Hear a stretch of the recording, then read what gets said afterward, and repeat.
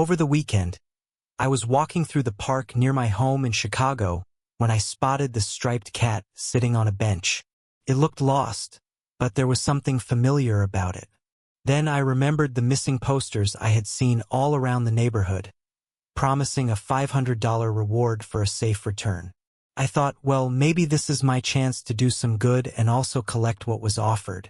So I picked the cat up, carried it home, and called the number on the poster.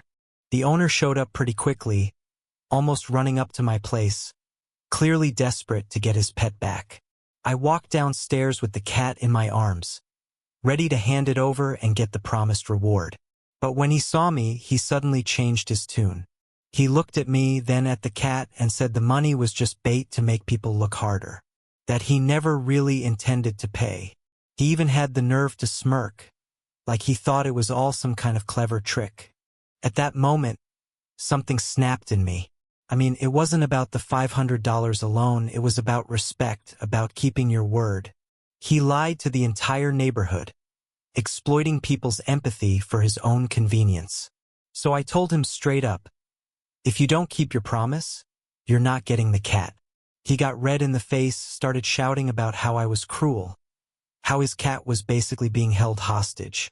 But I just stood there and said, you made a deal with anyone who found your pet, and you don't get to back out now. To be honest, it did feel a little like a hostage situation. I was holding onto this living, breathing animal while a grown man tried to wriggle out of his own lie. He kept insisting that he was panicked when he made the posters, that he just wanted his cat back, that 500 was too much for something like this. But I couldn't let it go. I told him that when you make a promise like that, it's binding, at least morally, if not legally.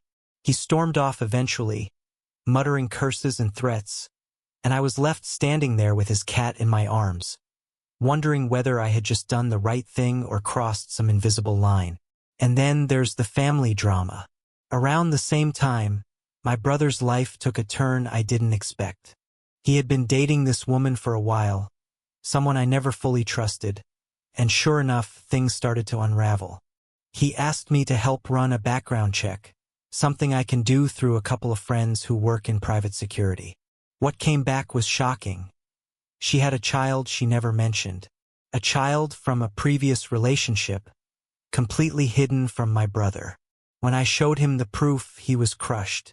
It wasn't just about the child, it was about the deception, the idea that someone could be building a life with you while keeping something so big under wraps. He started questioning everything about their relationship. Was she planning to eventually reveal the truth? Was she using him? Or was she simply too ashamed or too scared to admit it? I told him the same thing I had told the cat's owner. Lies rot trust from the inside out. Whether it's a fake promise about money or a hidden child, deceit eats away at the very foundation of a relationship. My brother didn't want to hear it at first. He was in love, clinging to the idea that maybe she had a reason, maybe she was waiting for the right moment. But the more we talked, the more he realized that there's no right moment to tell the truth too late. And maybe that's the theme of my life lately. People think they can lie, cut corners, or manipulate others just to get what they want. But every time they do, they drag someone else into their mess. That owner thought he could trick the whole neighborhood into finding his cat for free. That woman thought she could start a new life while burying her old one in silence. And me? I guess I've become the guy who calls it out, even if it makes me look like the asshole. Because here's the truth. If you can't be honest about something as simple as paying a reward or admitting you have a child, then you don't deserve the trust you're trying to buy. And if standing my ground makes me the villain, then maybe that just says more about the world we're living in than it does about me. My brother's heartbreak wasn't even the end of the storm. It was like life decided to throw one curveball after another, and somehow I kept ending up in the middle of it all. You'd think a family could handle its issues quietly, but in ours, everything always finds a way to explode. Not long after the whole mess with his girlfriend and the secret child, I found myself dealing with another ridiculous situation. My sister invited some of her friends over to stay at her place. I didn't think much of it. She's always been the hostess type, the one who opens her doors and acts like she's running a bed and breakfast. But this time it wasn't just a night or two. These people came with suitcases like they were moving in. At first, I tried to let it go. I mean, everyone deserves a little kindness, right? But then the bathroom war began. I'm not exaggerating. These people treated the bathroom like it was their private spa. I'd get up in the morning, needing 5 minutes to shower before work, and the door would be locked. I'd wait 20 minutes, 30, sometimes a full hour. By the time I finally got in, it looked like a steam room. Towels thrown everywhere, hair clogging the drain, and God help me, the smell of half a dozen different beauty products hitting me all at once. I told my sister this couldn't continue. She just waved me off, saying, "They're guests, relax." Guests? Guests don't take over your house like it's theirs. Guests don't leave you brushing your teeth in the kitchen sink because you can't even reach the bathroom in your own home. I tried to compromise. I suggested setting a schedule, limiting bathroom use in the mornings. They laughed, literally laughed in my face, as if I was the crazy one. The breaking point came one night when I had food poisoning. I was desperate, sick to my stomach, and the bathroom was locked for almost an hour. I was banging on the door, begging, and all I heard was giggling on the other side. That was it for me. I threw them out the next morning, packed their bags myself, and told them to go find a hotel if they needed a spa so badly. My sister called me cruel, said I embarrassed her in front of her friends. But what was I supposed to do? Sacrifice my own health, my own sanity, so she could play cool host? And while I was still fuming over that, another storm hit me, this time from the outside world. Surfing lessons. Yeah, you heard me right. I thought taking up surfing would be a good distraction. A chance to clear my head, spend time at the beach, feel like I was doing something new instead of drowning in family drama. So I signed up for classes. First day, everything seemed fine. The instructor was cool, the ocean was calm, and I thought, maybe this is exactly what I need. But then there was this guy in the group who, as it turned out, couldn't even swim. Who signs up for surfing lessons without knowing how to swim? He went out there, board strapped to his ankle, paddling like a kid who had never been in the deep end of a pool. First, everyone thought it was funny. But then he panicked. One wave hit him, not even a big one, and he froze. He started thrashing, shouting for help. The instructor had to dive in and drag him out, while the rest of us watched in shock. I was angry not just at him but at the whole setup. He risked everyone's safety. If the instructor hadn't been right there, if someone else had jumped in to help, they could have been dragged under too. Afterward, he laughed it off, said he wanted to learn the hard way. The hard way? That's not just reckless, it's suicidal. And again, it made me think about lies, about hidden truths. He lied by omission. He didn't admit he couldn't swim. He thought he could just wing it, bluff his way through, and no one would notice until it was too late. Just like my sister's guests pretending to be just visiting while acting like tenants. Just like my brother's girlfriend hiding an entire child.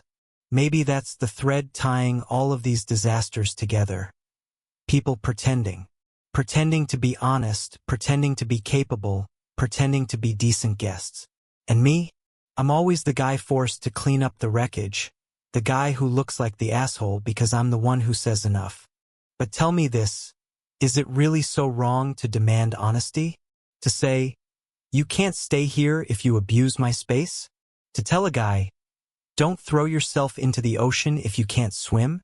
If being the one who finally pulls the brakes makes me the bad guy, then maybe the world standards are screwed up, not mine.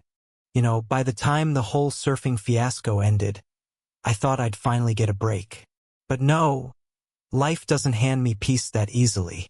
It seems like every time one fire dies out, another starts burning right in front of me. And this time it wasn't strangers or outsiders. It was my own family again. It started with my cousin. He'd always been a little reckless, but I never thought he'd drag me into his nonsense. He asked me for a small favor. That's how he put it. Just a small favor. Could I lend him some money? Nothing crazy, just a few $1,000s. He said it was temporary, just until he got paid. Now, I don't like mixing family and money, but he swore it was urgent. He looked me in the eye and said, "I'll pay you back next month, I promise." And like a fool, I believed him. A month went by. No repayment. I asked him about it, and suddenly the story changed. He said he was having cash flow problems. Another month went by, same excuses. Finally, I pushed harder and he cracked. The truth came out. He hadn't needed the money for bills, like he claimed. He used it to gamble. Blackjack, roulette, some shady poker games in the back of a bar. He thought he could double it and pay me back with the winnings. But he lost everything. That was the moment I realized he hadn't just lied. He had gambled with my trust. He didn't just lose his own money. He risked mine without my consent. I cut him off. Told him he could figure out his own mess. And of course, the rest of the family said I was being too harsh. "It's just money," they said. "Family comes first." But what they didn't understand is that trust doesn't come back once it's been broken like that. Around the same time, my job threw another nightmare at me. I work with a team that's supposed to handle sensitive information, confidential reports, financial records, things that aren't supposed to leave the office. And yet, somehow, someone on my team decided it was fine to leak documents. Not to the press, not to the cops, but to a competitor. Imagine that, one of our own selling us out for a quick buck. We discovered it by accident, when one of our clients confronted us with details that only an insider could have known. My boss went ballistic. There were audits, investigations, endless meetings, and through it all I kept wondering, how do you sit across from your coworkers every day, pretend to be loyal, while you're stabbing them in the back? How do you look people in the eye knowing you're selling their hard work to the highest bidder? And yet, the most surreal betrayal came from someone I least expected. An old friend. We'd grown up together, shared secrets, shared dreams. We trusted each other like brothers. And then one night, over drinks, he let something slip. He admitted he'd been seeing my ex-girlfriend behind my back when we were still dating. Years ago. He laughed about it. Said it wasn't a big deal since it was so long ago. I sat there, drink in hand, trying to keep my face neutral, but inside I was boiling. He'd kept that lie buried for years, and in one careless moment, he ripped the scab off. It wasn't about the girl anymore. It was about the deception, about the fact that he could smile in my face all this time while hiding that knife in my back. And it made me think again. How many people in our lives are masks? How many are playing roles, pretending to be friends, partners, family, when in reality they're opportunists waiting for the moment to serve themselves? The gambling cousin, the leaking coworker, the two-faced friend. They all reminded me of one simple truth. Honesty is rare, rarer than gold. And the few people who are honest with you, those are the ones worth protecting, worth keeping. But the rest, the liars, the pretenders, they don't deserve a second chance. By then, I'd started to notice a pattern in myself too. Every time someone lied to me, I got harsher, less forgiving, like I was building armor out of every betrayal.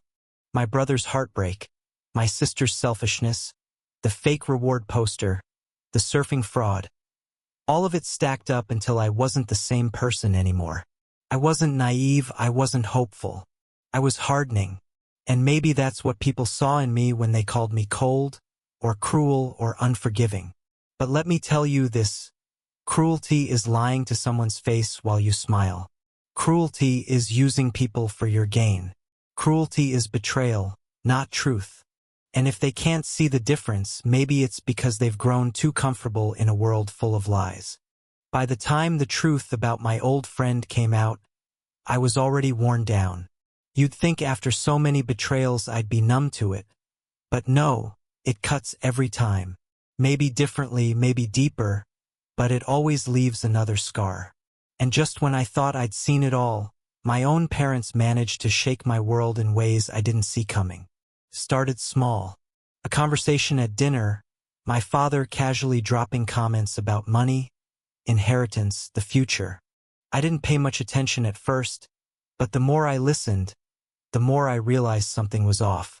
He wasn't talking about family security, he was talking about control, about using money as a leash, about deciding who deserved what based on loyalty to him. My mother just nodded along, as if it was normal. Then one night I stumbled on some documents in their study, papers they hadn't meant for me to see. Bank statements, property deeds, hidden accounts. My father had been quietly moving assets for years, not to protect the family, but to pit us against each other, to make sure we'd fight for his approval long after he was gone. Imagine that, your own father setting up a game where his children would be enemies, competing for scraps. Also, his presence lingered like a shadow even from the grave. When I confronted him, he didn't even deny it. He smiled, poured himself a drink, and said, "That's how you make sure the family stays strong. If you hand things out equally, they'll grow lazy. But if you make them fight, they'll stay sharp." Do you know what that feels like? To realize your father never saw you as a son, but as a piece in his twisted chess game. It shattered something in me. I walked out that night, and I don't know if I'll ever forgive him. As if that wasn't enough, my mother added her own knife to the collection. I trusted her more, always thought she was softer, more human than him. But one evening, I came home early and overheard her on the phone. She wasn't just chatting with a friend.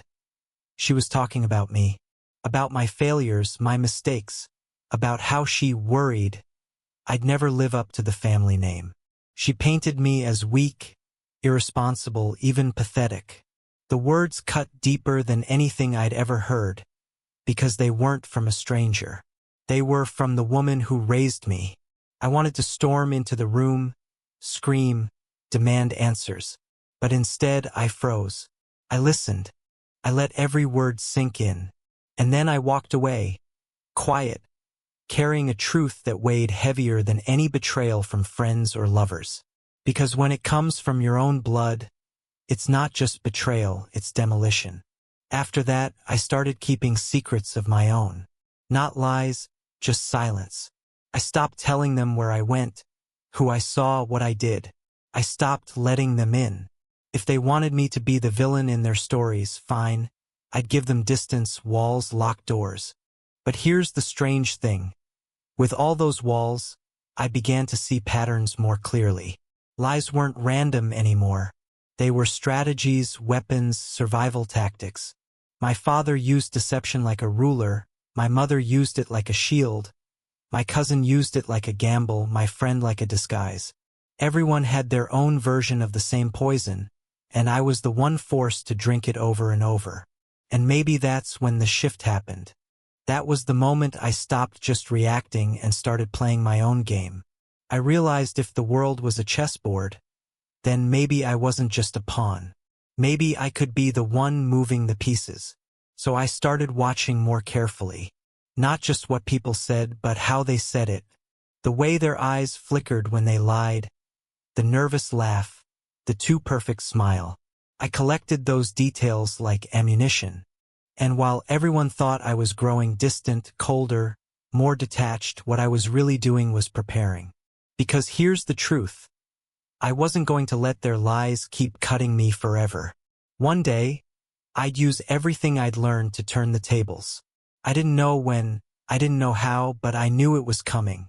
And when it did, they'd finally see what it feels like when the liar gets outplayed by someone who refuses to close his eyes anymore. By the time everything came full circle, I wasn't the same person anymore. Too many lies, too many knives in the back. But this time, I didn't just sit there waiting to be cut again. I had learned. I had prepared. And when the final betrayals came, I met them head-on. It started when an old enemy reappeared, someone I thought I'd left behind years ago.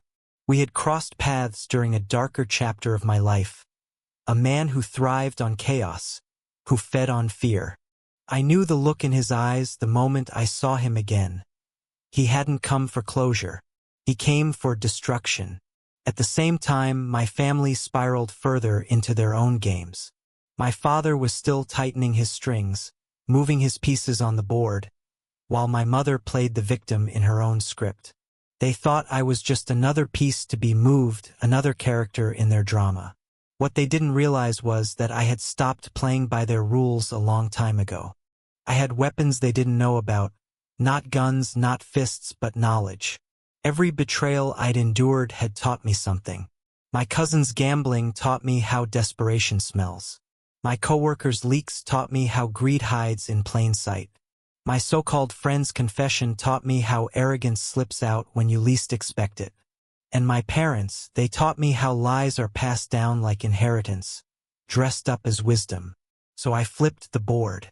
Quietly, carefully, I started planting seeds of doubt in their stories, letting their own lies trip them up. I didn't scream, I didn't confront. I let silence do the work.